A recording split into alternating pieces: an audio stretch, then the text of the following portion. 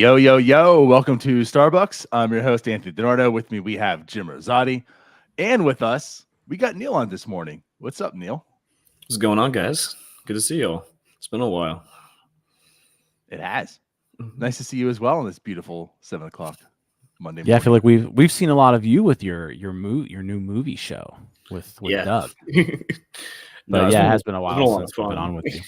Even though we were just complaining for an hour and 20 minutes last time. So it was a pirate show. Yeah, pretty much, yeah. Yeah. I think I said at the beginning, this is gonna be like the Pirates. Disappointing with a lot of expectations. Yeah. But yeah, it's been good. Sweet. So we bring you on, just cut to the chase here. We bring you on because talk of the town, PiratesFest is this weekend. We were talking about a little bit last week, right? There's a lot of stuff before Pirates, Fest happened that, first off, a lot of people were very excited for, and then it triggered people, and there's a lot of bad blood there for a day, at least on Twitter. But PiratesFest happened. We saw a lot of things taking place. We figured let's bring you on because you attended. You were there, right?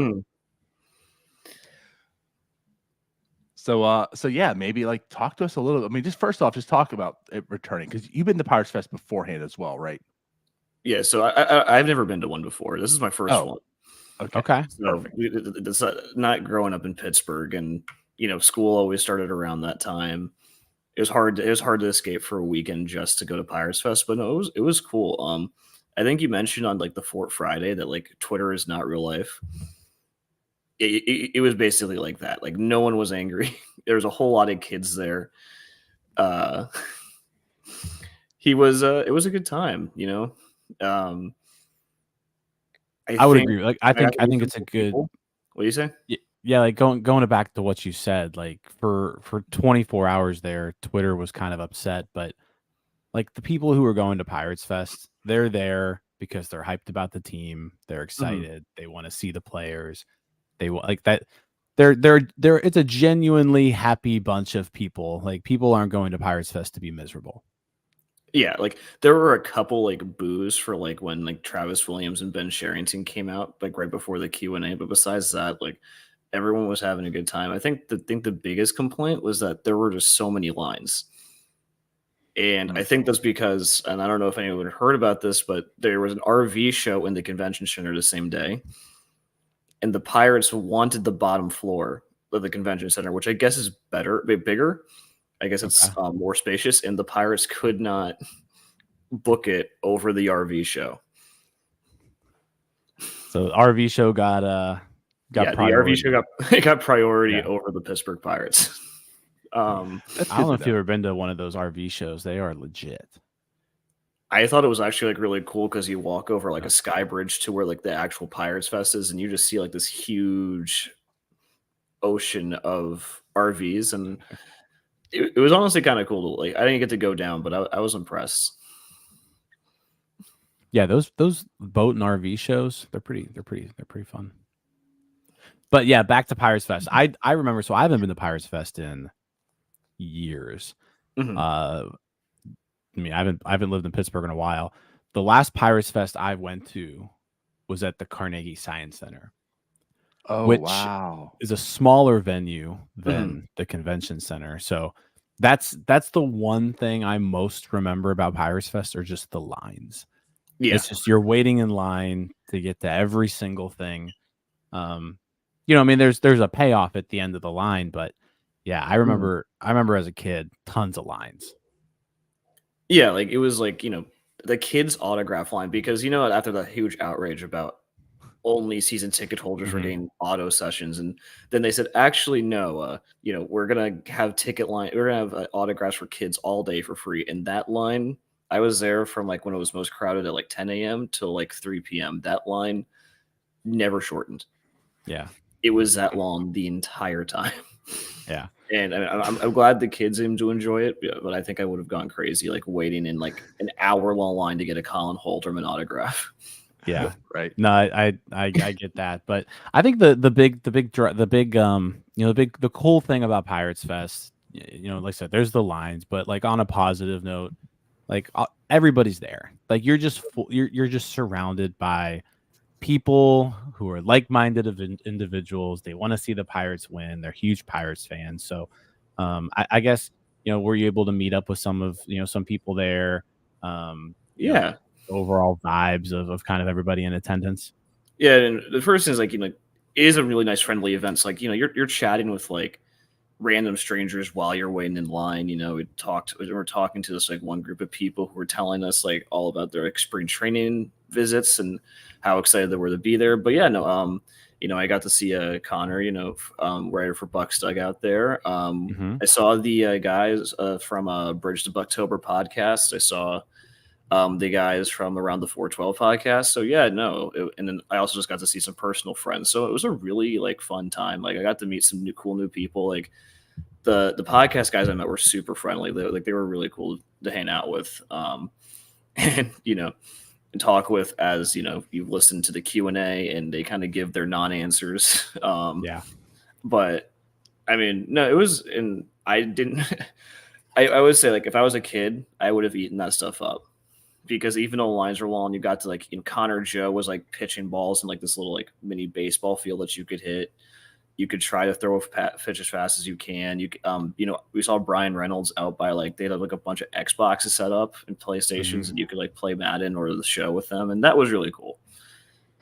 I don't know if anyone struck out Brian Reynolds, but in the show, yeah. Yeah, that would be kind of fun, like playing video games with players. I guess talk to us though. So the Q&A was kind of a big talking point going in. They were pre-screening questions, but it sounds like based off of the questions that they took, they didn't just pick all cupcakes. Like they picked real legit questions that people want answered, and then on top of that, all the outrage was for naught. They did open up questions to the general audience. So I guess talk to me about that in particular. What were kind of your main takeaways? What were some good questions? What were some good answers? Yeah. Well, first I'll say is like I'm impressed because that Q&A session was like 50 minutes long. Like it was about a 15-minute long, and now part of it is because these are politicians who filibuster for 3 minutes on every single question, but like it was well done. They took hard questions. They did allow the audience to speak. And I was talking to people like friends. I thought it was like just normal that every team had like a Pirates Fest type thing. They got to have a Q&A with the front office owner.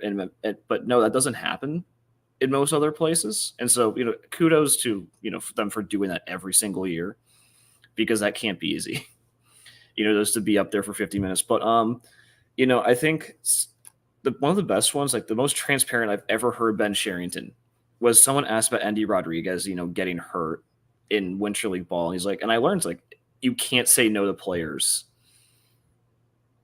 if they want to go play winter ball if they've been healthy all year. Okay. And that was really cool. You learned some stuff like they talked about. I know the big thing going around is that their top 5 spending in development. Yeah, I heard that answer, and it's like, yeah. I don't know how they got there. So like, they didn't like explain how they quantify that. No, but like, if anything, that kind of just raises the expectations for them. Like, hey, we better see some like good players next year. I really liked Derek Shelton getting asked about lineups, and like you're gonna see like the look of pain on his face because he has to answer that question every single day. Dude, I think his response was, I change the lineups every day so the Pittsburgh sports media has something to talk about. And like that was really like that's funny.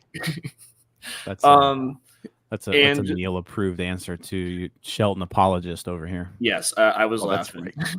it's how I would respond. So I kind of liked. It was nice to know that my boy Shelton does that. But he's just like me.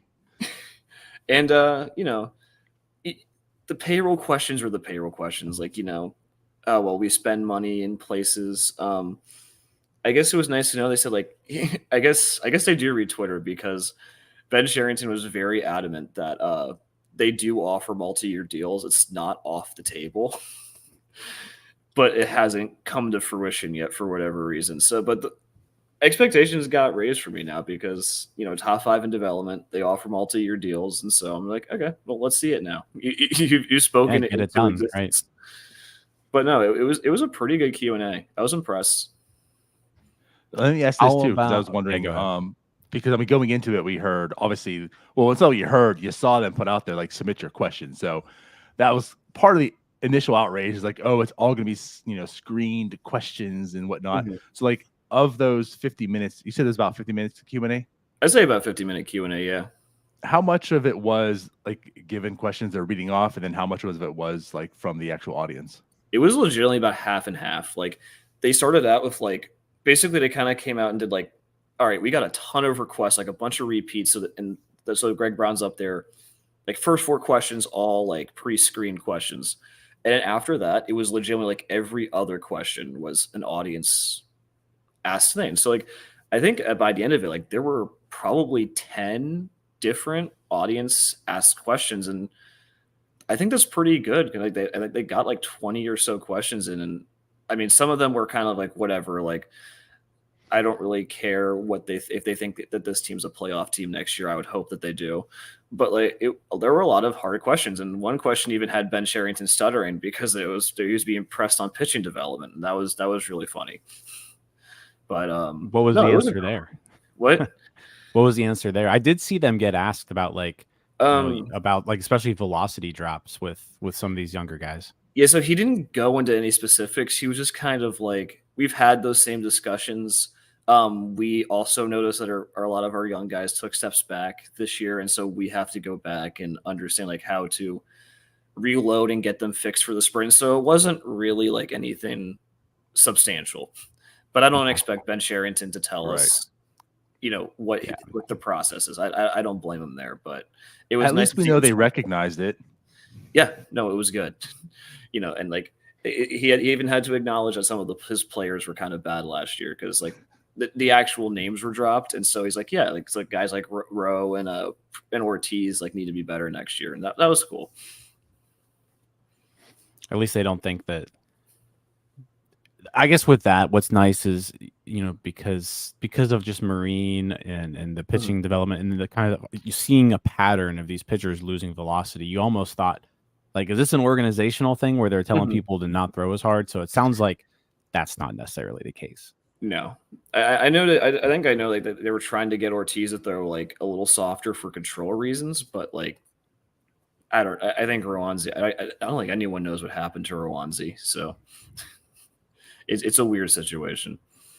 Yeah, but no, Q&A was it was well done, and again, like I'm biggest Ben Sherrington critic, but that was the most transparent I've ever heard him. Now, he still gave his GM answers and, like, when he doesn't actually say anything for a minute. But it was good. I was impressed. All right.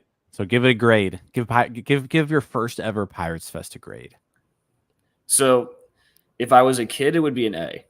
Okay. All right. As an adult, and I say, like, it should be for kids. And you got to see some cool things. Like, you got to see Ryan Barucki and David Bednar carve watermelons. And that was there was some silly stuff like that, there was like a coach's corner, just like the players were active, and that was the cool thing. Like there were players just everywhere. But I would say give it a B. And if I would take my kids there for sure. I probably wouldn't go back like just by myself, like just for like myself again. But like because I got it once, but it was a good time. And especially if I have kids, I would definitely take them. It's a kid heavy event, but I think that's important. Even if childless autograph collectors were upset about it. Raising a new generation of idiots too. So child abuse, yeah. Yep.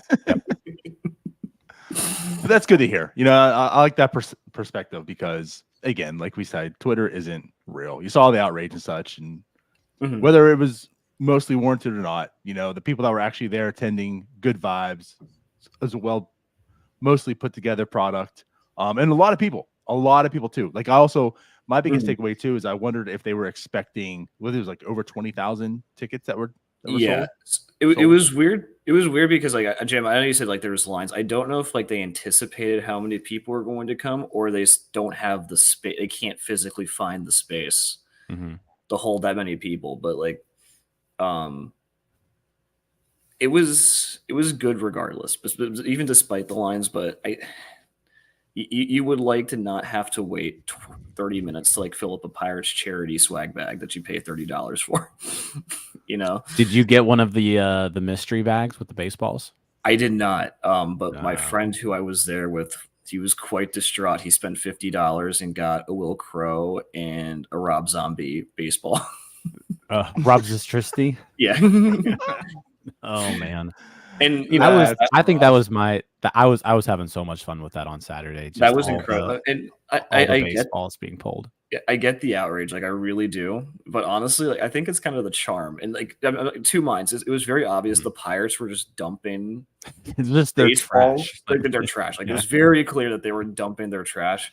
But on the other hand, I think it's kind of like a funny. It's kind of like better and kind of like funnier if you say, yeah, I went to PiratesFest, got 3 Will Crow balls and a Heath Hembry, you know, right? Because like if you just got like if you just got like I don't know, if you just got a Yeri De Los Santos baseball, like that's whatever. But I think like it's kind of like a better story and it's funnier. That's people are pulling 4 different like Heath Hembry. Like I forget the article.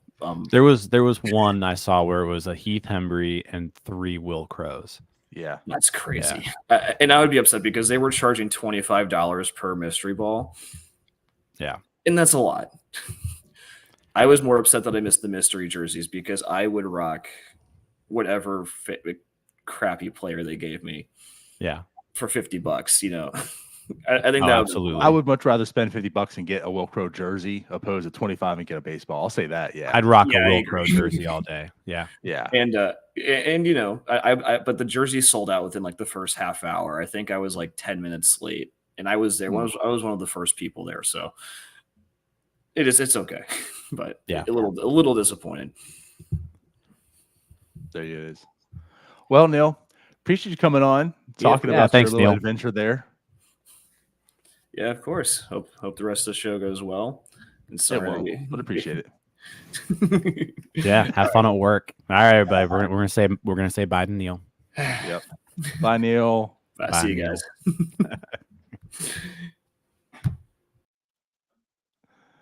Well, Jim. Yeah. So I good to get that perspective. You know, and again, it's good if you took just Twitter to get what the vibes were at PiratesFest, you would think it was a complete failure.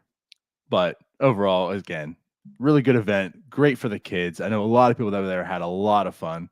And right, I mean, just players everywhere, the interaction, good stuff. Yeah, I think it's just kind of important to note too that, I mean, 10 loud people on Twitter doesn't really matter, right? You got your people who are loud on Twitter, and I'm guilty of being loud on Twitter from time to time about certain things. But yeah, Twitter's not real life. Once you get a bunch of Pirates fans in one place, like they're just gonna have a good time, right? And like you said, 10 loud people on Twitter opposed to 20,000 actual people at the event. Yeah, with their kids. Of those 10 people, how many even went? Now I'll say it was definitely more than 10. But regardless of all those people, did they even attend? Probably not. They're the ones that were just pissed off about whatever, right? Because you gotta be mad about something. And now again, I understand some of the concerns. They went well overboard on most of them, but yeah, again, I really do. I just deep down feel as if the Pirates were not expecting this turnout, which I think again, like that speaks volumes to me as well. I think I'll talk about this a little bit with Fort, like just, and maybe not this part, but this isn't a team that's coming out of the playoffs. It's not a World Series team. Like this is a team that finally broke 5th place. And there's 20,000 people lined up to get into the doors of this event. That kind of speaks about the city of Pittsburgh, the fans that are here and still present, waiting for a productive team to come out there.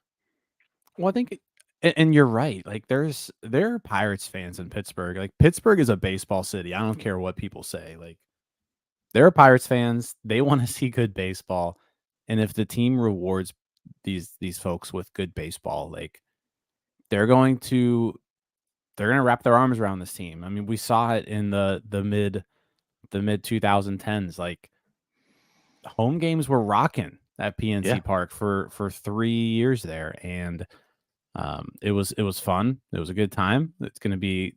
I'm looking forward to that happening again. hopefully this coming year is the year that, we finally start seeing some good baseball again. But yeah, this town is starved for good baseball. Like, they want to do something in the summer, and they want to watch their Pirates at the best venue in the entire, like, that's the thing they got going for them too, is like they've got the best venue for watching baseball in the entire sport. Like, just put a half decent team in there that's competitive, and people are going to show up. They want to go to the games. Yeah. For sure. But yeah, so good stuff. But we do have to do a little trolling, right, Jim? At least a little bit. Yeah, a little bit. I mean, we did write, you posted the article about the mystery bags and being full of trash. Yeah.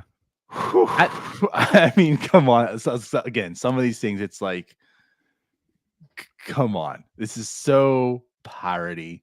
This is where the Pirates can't get out from themselves. 3 Will Crows and a Heath Hembry autographed baseball in 2024. Yeah, like I understand, like, if you're gonna do a mystery grab bag type thing, right, with baseballs, like, not every ball is gonna be. You can't expect Andrew McCutchen, Brian Reynolds, Brian Hayes, O'Neal Cruz. Like, you can't expect those type of players. Like, maybe there's a few of those thrown in there, that you can get, but you also shouldn't expect to get like there are people saying they got Roberto Perez. Like, Roberto Perez hasn't been on this team in well over a year. Heath Hembry. People are getting Harleen Garcia. Dude never threw a pitch for the Pirates. Right. He couldn't even hold a baseball, but apparently he was able to sign some. Like, that's where we're at with Harleen Garcia. So, but at least with Harleen Garcia, he was an actual Pittsburgh Pirate. Like, he was on the payroll 5 months ago. He never wore a jersey. At least he was on payroll 5 months ago. He wasn't designated for assignment like 2.5 years ago. Like, did he even have a number? Like, he had a number because he was on the 40-man, but like nobody knows it. Yeah, only person that knows it is Ethan. That's it. Yeah. But no, it's just one of those things. It was just funny to see. Like, at the very least, there are 40 guys currently on the roster right now. Like, can we please have the autographs be one of those 40 guys, or at least like a prospect or two? Like, have some prospect autographs thrown in there. I saw somebody pull a Termar Johnson autograph baseball. Like, oh, really? Probably a couple of those in there, but yeah, like, throw in players like that. Throw in players in AAA and AA. Right. Like, if you're spending $100 on mystery bags and you're left with Will Crow and Heath Hembry, like, what are we doing here? And again, I understand, like you said, like, you can't just expect Andrew McCutchen after Andrew McCutchen autograph baseball, right? But if you spend $100 on $25 mystery balls and you get Heath Hembry, Will Crow. The amount of those, like, what are the odds of getting 3 Will? There's a lot of Will Crows.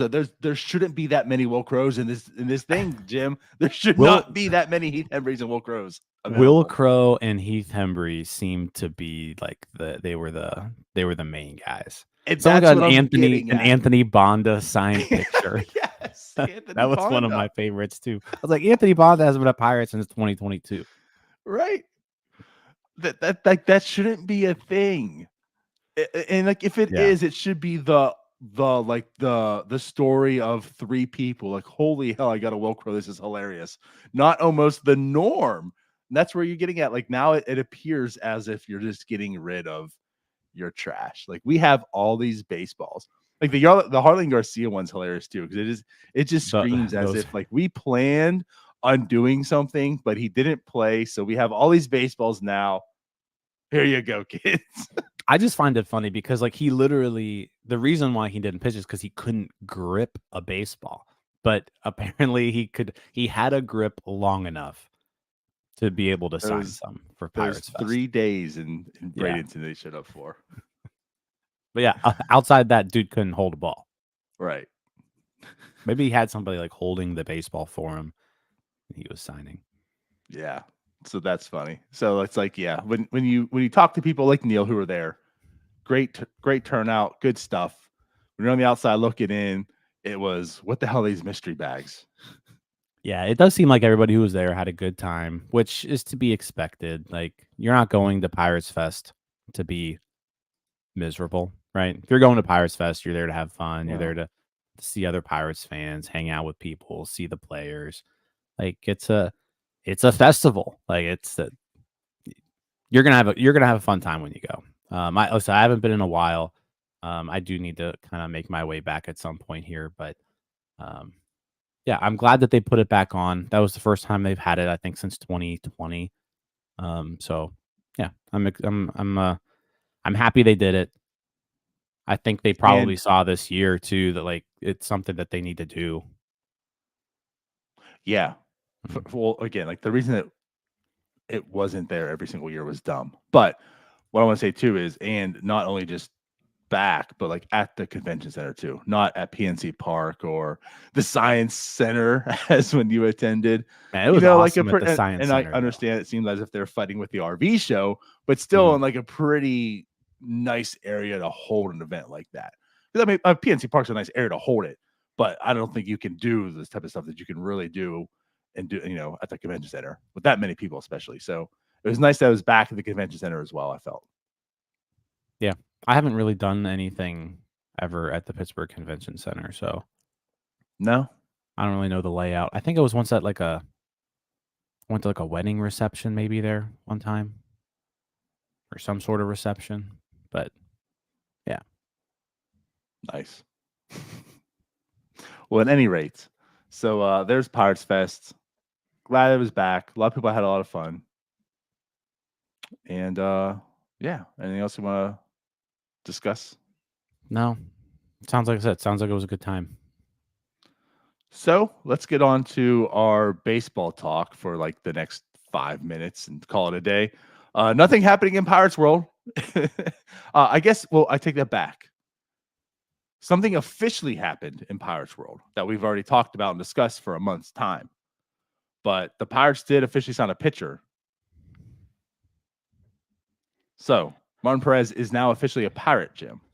Yeah, they did officially announce their move. They made a corresponding move with it. Actually, before we even go into this, let's just do our quick ad read. Today's show is sponsored by Chris Gates Fitness. Chris is a friend of the show, and he's an online fitness coach from Pittsburgh. In addition to being a massive Pittsburgh sports fan, he works with people all over town and all over the world to build muscle, burn fat, and improve their health and fitness. Chris is currently running a massive sale for one-on-one online fitness coaching. So if you're looking to make a change in 2024 with your diet, exercise routine, or establishing healthier habits, now is a great time to sign up with Chris.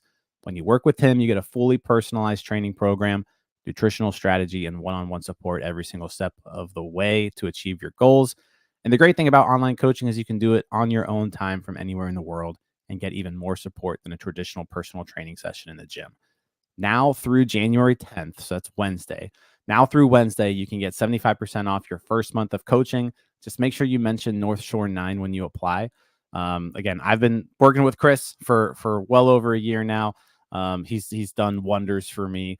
So like I said, definitely I can't recommend them enough. But if this sounds all good to you, head over to chrisgatesfitness.com/coaching to learn more and submit your application. After you apply, Chris will reach out to you directly to talk more about your goals and what program might look like for you. One more time, apply by January 10th. That's Wednesday, and get 75% off your first month of one-on-one online fitness coaching. Mention North Shore 9 when you apply. Visit chrisgatesfitness.com/coaching. All right, Donardo, you can continue. Let's do that. So back to the move, right? So like the Pirates officially make Martin Perez a Pirate, and of course in doing so, we talked about like this whole roster crunch, right? They have to DFA someone. The expense of Martin Perez is Max Krennic.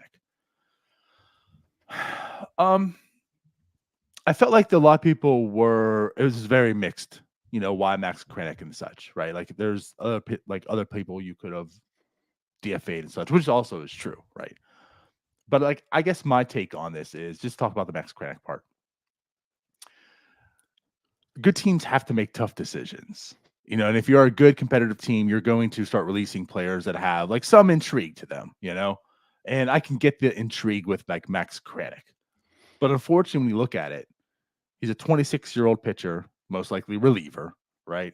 Who just finally just starting to see MLB. He's so far in the depth chart. And it's like when you're looking at the future, right? Like we understand like pitching is a very, very big need for this team right now. But Max Kranick isn't like one of those that's going to fill that need. And we look at the future, like the future is coming, and Max Kranick still really isn't part of that. So losing Max Kranick to me, whatever, you know? And it's not because of the player. Like, I hope he latches on somewhere and maybe find some success.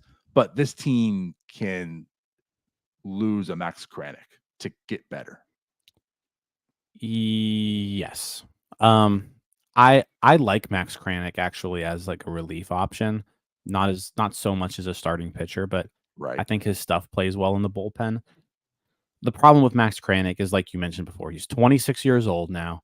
He has thrown a grand total of like 35 innings in the last 2 years, spread out over all 43. of professional baseball. So, Yeah. no, that's 43 major league innings. I don't think he's there total in the last 2 years Oh, because of my bad. Tommy John. Yeah, So, 2 years, yeah. yeah, so like the guy just hasn't pitched in over 2 years, basically. Who knows what he is now? I did see him in Bradenton make a rehab start back last year, but like he has no options remaining. So if you're going to carry him on the 40-man, if he doesn't make the opening day roster, you're doing this move anyways. Mm-hmm. And like, what were really the odds of Max Kranick making the opening day roster? Like, he was definitely on the outside looking in, I think. Like, things would have had to have happened for him to make it.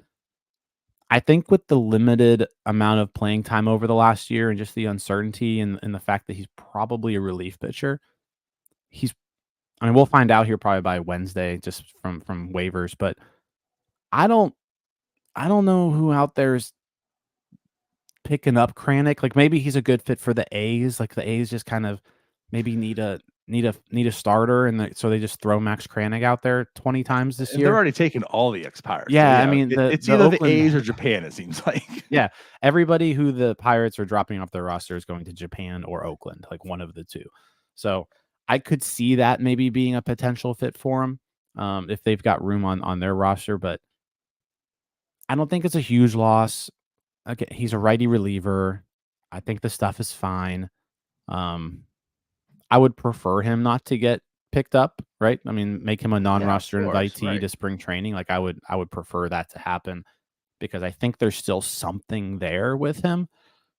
But it's just one of those casualties of a roster move. You pick up a major league starter, you've got to drop somebody, and really looking at the list, you could probably drop a few position players. But if you wanted to stick it like a pitcher for a pitcher, this sort of makes sense. Just not having an option is kind of a big deal here, I think. Yes. Yeah, I agree. Like you said, like the option is the biggest thing too, because like this is probably an inevitable move. If it wasn't happening today, it's probably happening when Russ was being set to come up to Pittsburgh. And here we are again, right? So like just do it now. And I think you might have a better time sneaking through now than you would. Ethan, always correcting us. I love you. Thank you, Ethan. So Ethan says Kranick will get a fourth. Kranick will get a fourth option. So apparently he's going to have an option. So thank you. So then there's that. So I guess that changes some things, right? Like he does have an option. So now that's really not part of what's factoring in this play. Yeah. Still though, again, just still, right? It just seems as if he's just so far down the depth. Like I'll put it this way. You can talk Alika Williams. And trust me, I have. Like Alika Williams is on a 40-man roster. He's a terrible, terrible baseball player for the most part. But you know what? He is really good defensively. And this is more of indictment of like Ben Cherington in his middle infield right now. I'm okay with him staying on because honestly, there's not one player in this middle infield that can play defensively at shortstop, like including O'Neill Cruz. We're not sure at all about him. So like at least he can do that, you know, where it's like Max Kranick is just another guy in my eyes. So that's why again, like I'm pretty much okay with him. And you know what? You can find someone. A Max Kranick will get DFA'd in March by another team. There will be 50 Max Kranicks. So there will You will have is the pick of the litter when it comes to 26-year-old right-handed swingmen who don't make rosters. Yeah, like they will be everywhere. Max Kranick and his potential replacement in a few months will be flooded at Pirates Fest with autographed baseballs. Will be flooded at Pirates Fest in 2026. There will be a ton of Max Kranick balls next year. Yes. So be prepared to spend $25 for a Max Kranick autograph in a mystery bag. For sure. But yeah, so again, not go too deep, I guess, into this, but Max Kranick, I'm fine with. But again, like I don't think he's just awful and good I'm rooting for the guy. He'll probably catch on somewhere, and I think he could find some success in a bullpen somewhere. Yeah, I think there's something there. Cool. So outside of the actual Pirates news, was there anything else you want to touch on, or just get into the Sean Manaea signing a little bit?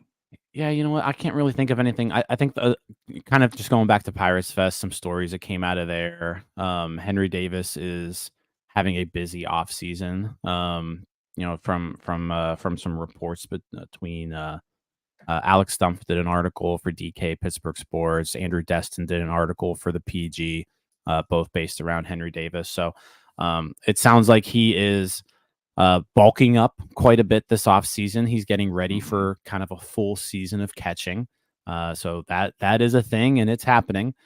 He is basically splitting his time between Washington State, where Driveline is located for his batting practice, and Bradenton for catching practice. So he's racking up some miles. Yeah, I don't think you can get I don't think you can get much farther away from each other when it comes to the lower 48 states. But he is going back and forth, working on hitting, working on catching, and sounds like he's fully prepared to catch next year. So that is a thing that is happening. Whether we think it was or not, like Henry Davis is going to catch next year from the sound of it. Yeah. Again, this is off-season talk. Like everyone you hear is in the best shape of life. Here's what they're doing and such, right? But there's always something to take away from it. And I guess my thing is, we knew that guy is just a dog. Like he is going to work to get better, and it sounds like he has every intention right now to do that. He knows his flaws, and what's kind of nice too is I think he kind of fits this mold a bit, and this is also why we talk about getting rookies up, because everyone is like so afraid that, well, you can't do it because if they struggle, you'll just completely ruin a person. And I think we're more in the belief of people need to struggle to learn and develop. And he's probably one that's never struggled in his life. And he got his opportunity now to struggle last year and say, hey, I need to take a step back and see, I need to do things differently and XYZ. And so maybe it's kind of nice that, he's doing that. And we already know how much of a hard worker he is. And now he's like, I can't ever have failure again. And I'm going to work even more. So I'm going to go to Washington, the state of Washington, and then go to the opposite corner of the United States and go to Bradenton back and forth and do these things to make sure I can do both next year. So yeah. And it's cool. It's like he's working with all the pitchers too. He's there with Quinn Priester, and he was talking about like how him and Quinn Priester and like being together is helping Quinn and stuff. So yeah, it's just nice seeing these things happen. Will they translate? We'll find out. But it's certainly nice to see these things are happening right now. Yeah. It's always nice to see progress. We won't actually see it until he picks up a bat and puts on catcher equipment. But it sounds like he's at least he's putting in a ton of work this offseason. For sure. So yeah. Yeah. And again, there's like some tidbits of Quinn Priester too that's kind of encouraging. But again, we'll find out in spring if it matters. Right. But yeah, outside of that, non-Pirates news, another pitcher off the board. Sean Manaea signed over the weekend, 2 years, $28 million, I believe was the deal. Yep. With the Mets. With an option. 2 years, $28 million with an option with the Mets. So just another pitcher that, I feel like could have slotted in quite nicely with the Pirates rotation. I thought Manaea was going to get a 3-year deal, which I guess, with the option, it kind of, makes it the ability to have that. But yeah, he gets 2 years, $28 million, well within the Pirates price range. You gotta think, kind of right in line with with all those other pitchers that you would have liked to see them in the mix on. So another one off the board. It's just the list of available pitchers keeps shrinking and shrinking and shrinking. I know we had Jason on last week, and he thinks that he still thinks that the next ad from the pitching staff is probably a trade. So it almost has to be. Like there's still some guys available there, but not a whole lot of game changers that you expect the Pirates to be in the mix on. So right, yeah, we'll see what they have plans on doing. I still think they have to add one more guy. It's just one of those things where you hear stuff being said both sides of the mouth, right? And I think ultimately, no matter what they did in free agency, I think ultimately a trade made sense just because, like, you just have to almost, you have to start purging some of these prospects. So do it to get better. There's certainly needs in the rotation. So it almost makes sense that that's how it's going to happen, right?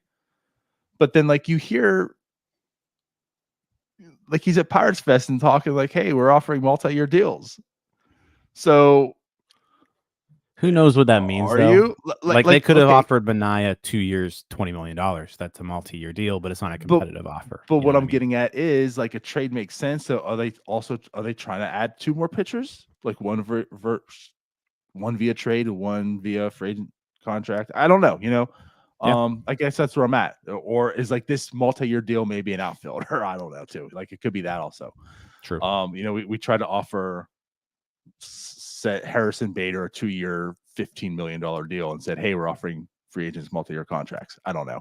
But at any rate, yeah, that's what's interesting to me as well, because I think a trade is inevitable. But he's talking, saying, like, we're offering multi-year deals and such. So, like, maybe there's still even much more out there. We'll find out. And with that being the case, Manaea would fit that mold of, a player that you offer a multi-year deal to, who's not there. And like you said, it just gets slimmer and slimmer.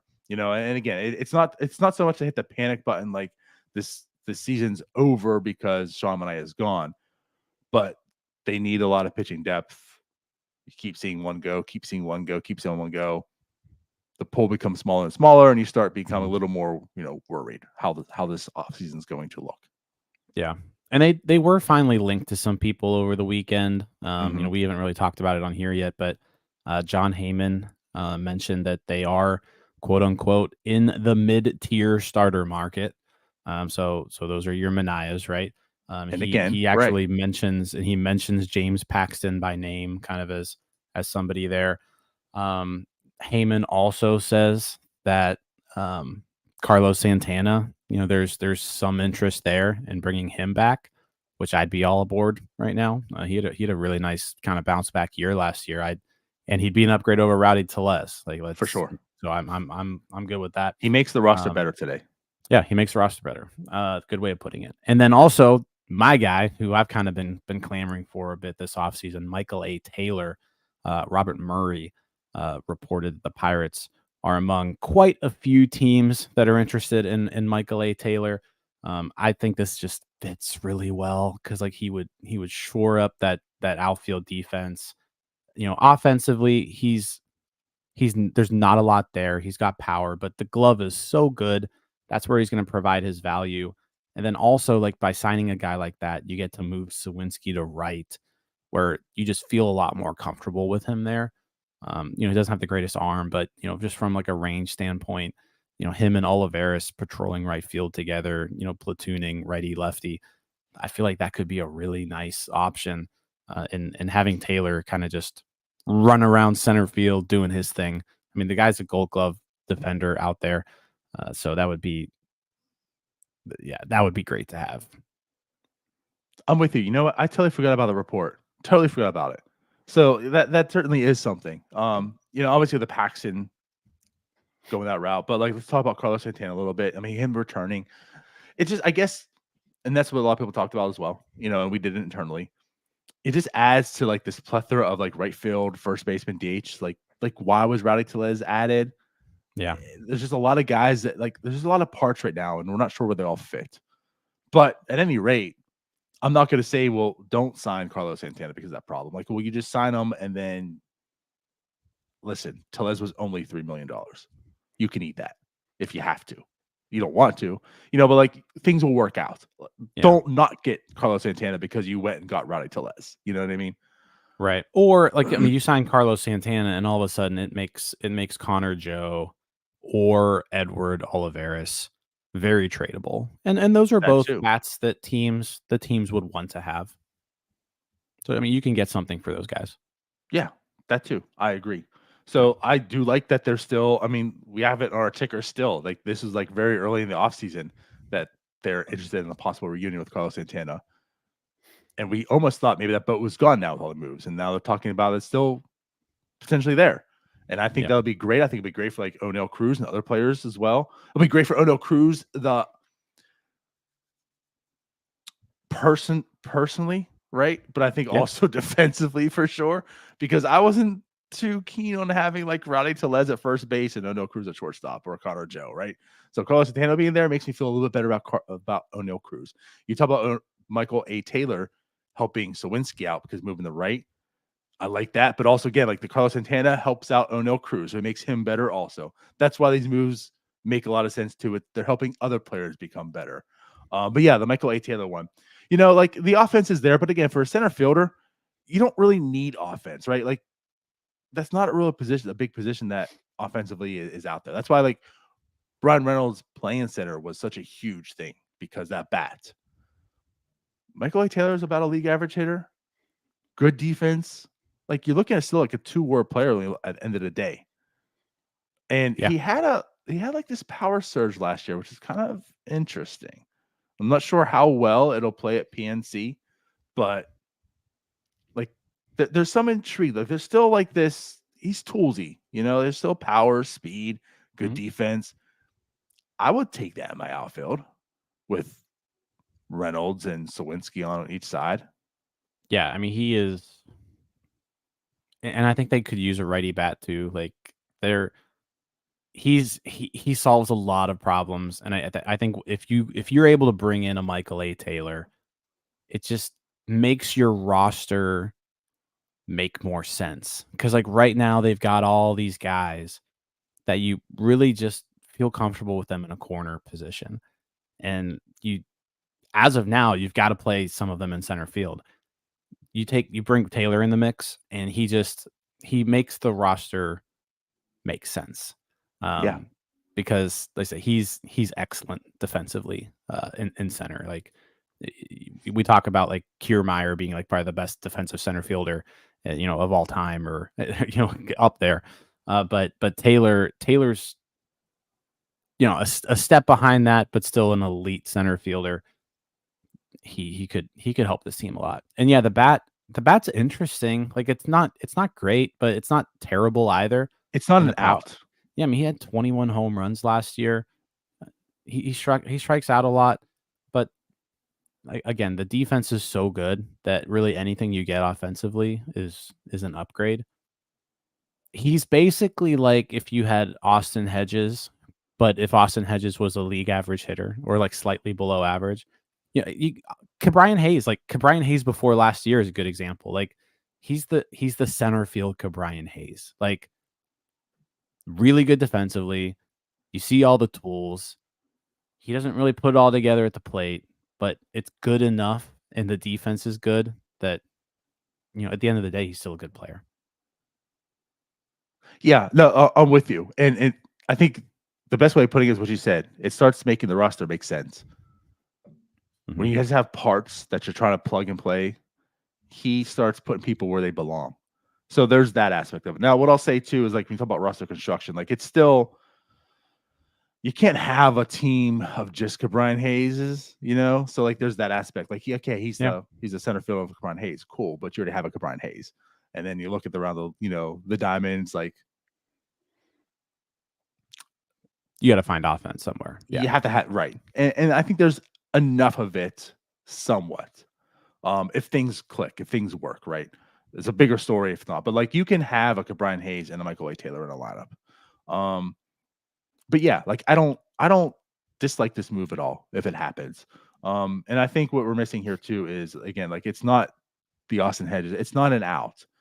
It's not his a good bat, but it's not terrible where the defense isn't evened out by it. Like the defense still outweighs it, and the bat still is good enough that He's a positive player. Like again, like he's basically, if you give him 500 at bats, he's basically almost like a 2-war player. Yeah, I mean he's a major league center. I mean he was a center fielder on an AL Central champion team who played and went to the playoffs. They won playoff games, and he was a big part of that. Right. So I don't dislike this at all. It's safe. I feel, it's not like being aggressive and going out there and getting like one who can do everything. But I would take a Michael Taylor on this team for sure right now. Absolutely. And again, I think the biggest thing, like you talked about, putting Sawinski at right field now makes Sawinski better. Yep. So you've made this roster better by adding Michael A. Taylor in his production and then adding production to Sawinski. Yep. Yeah, all of a sudden you move Sawinski to right field and you're getting 8 wins out of your outfield. There it is. When it's all said and done. I'll take that. Yeah. Especially because I think Zips released today the Dodgers thing, and I think the Dodgers outfield is like at 11. So hey, you're only 3 war off from the Dodgers. That you can't really cry. That's not bad. Yeah. Right. Yeah. So there you go. Cool. Outside of that, then, was there anything else that we wanted to dive into, discuss? Nah, let's get out of here. We've been talking enough. All right, let's do it then. So as always, appreciate you all for watching. We'll be back again this week. We will talk to you then. Bye-bye. See you guys. Hey, you all. Thank you for watching. I know we try to provide the most entertaining content that we can, and we'd love to spread it to as many people as possible. So I know it doesn't seem like a lot, but if you could take the 5 seconds to like this video and subscribe to the page, it helps out so much more than you know. Thank you, and let's go Bucks.